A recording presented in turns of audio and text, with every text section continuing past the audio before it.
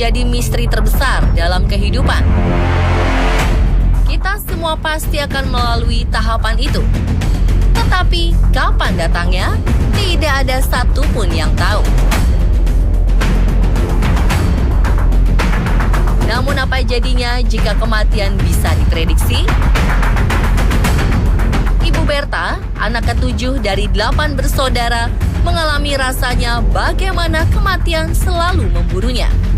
Saat satu persatu saudaranya meninggal setiap 6 bulan. Kematian menjadi momok terbesar yang selalu menghantui mereka yang masih hidup. Menghitung dan menerka-nerka, apakah Bu Berta yang akan mati kemudian?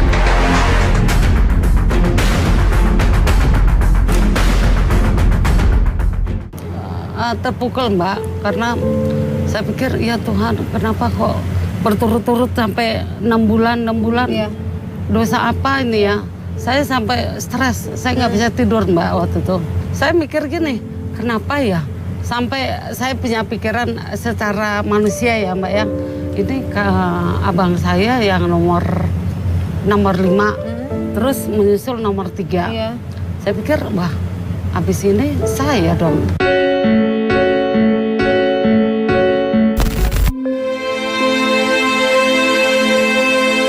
Setelah kakak nomor 5 dan nomor 3 meninggal dalam jeda waktu 6 bulan, Ibu Berta mengalami pendarahan selama 5 bulan.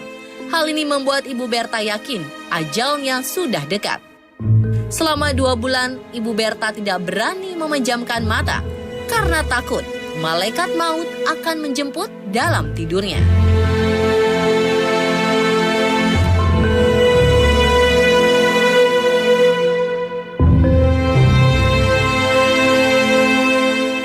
Kebetulan saya juga takutnya di situ karena saya pendarahan berapa bulan waktu itu ya. Pernah satu pendarahan ya? Pendarahan. Yang saya khawatirin saya gitu loh kena ya. Ternyata nggak lama adik saya kena lever. Oke. Kena lever. Kena lever di situ. Lever. Dan itu adik yang dari 8 bersaudara yang keberapa? Yang itu adik saya yang ke-8. Ke-8. Ke-8. Berarti ini genap ya? Genap. Nah oke. Nah jadi yang beneran 6 bulan kemudian adik yang ke-8 meninggal. Adik yang ke-8 meninggal. Yang harusnya saya yang meninggal. Mbak Berta menurut berpikir itu. pikiran saya Oke. ya.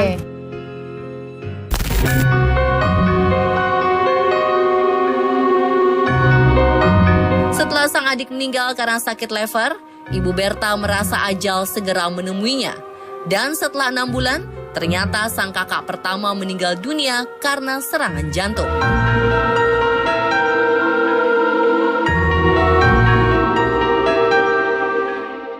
Di rumah sakit Pasar Rebo, saya jatuh pingsan Mbak.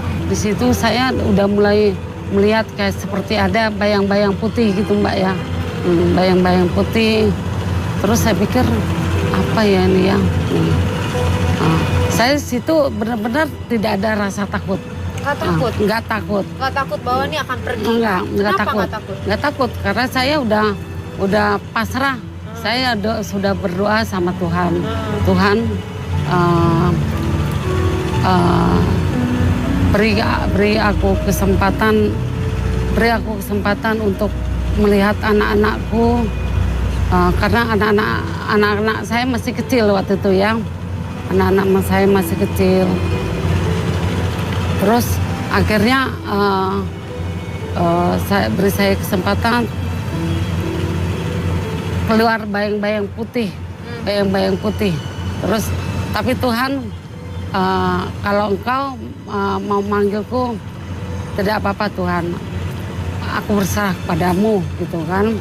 Terus udah saya terus menyebut nama Tuhan. Tiba-tiba bayang putih yang menghilang, saya sadar gitu. Tidak lama kemudian, berapa bulan, kakak saya yang nomor 2 itu pergi lagi Mbak. Jadi yang nganterin Mbak Berta pada saat malah dia yang duluan. Oke, malah dia duluan yang pergi. Malah dia yang duluan. Dia perginya meninggalnya kenapa? Meninggalnya karena sakit ginjal. Ya, setelah kakak saya pergi, kita kumpul. Oke. Berarti itu udah kita 5 kali kumpul. kejadian Udah ya? 5 Oke. 5 kali kejadian. Kumpul terus ngelakuin apa? Kita ngelakuin kebaktian, semacam kebaktian untuk apa? Mengusir apa roh-roh gelap gitulah, pelepasan. Oke, pelepasan. Pelepasan. Kenapa berpikir bahwa itu ada roh-roh jahat? Kenapa berpikir itu? Ya, karena kita mikir, loh kenapa ya berturut-turut seperti ini gitu? Apa karena dosa nenek-nenek kita yang dulu? Tapi kita nggak tahu ya Mbak. Ya itu kita aja yang berpikir dan orang-orang juga bilang coba bikin apa kebaktian pelepasan roh gitu kan. Nah, terus abis itu mengalami terhenti, tidak ada kejadian lagi setelah itu? Nah, tidak ada kejadian setelah itu. Nah, tapi sebelumnya Mbak Berta sempat ada komitmen nggak sama Tuhan atau bicara sama Tuhan bahwa tadi kan melakukan pengakuan dosa, kemudian ada semacam pertobatan nggak? Ya, saya emang berjanji ya di kebaktian itu, Tuhan, saya ingin menjadi hamba-Mu ya Tuhan. Saya ingin melayani Tuhan sepenuh hati saya. Saya berjanji di situ ya. Terhadap keluarga? Terhadap keluarga juga begitu. Peristiwa diburu kematian yang dialami dirasakan oleh Mbak Berta itu begitu mencekam dirinya. Bayangkan saja, pernahkah Anda merasakan atau mengalami sebuah peristiwa di mana Anda merasa begitu takutnya kalau Anda akan meninggal beberapa bulan kemudian? Berdasarkan hasil analisa pola-pola yang pernah terjadi oleh keluarganya yang meninggal satu persatu dengan jarak waktu setiap 6 bulan. Kita akan menganalisa ekspresi dari Mbak Berta. Ekspresi pertama.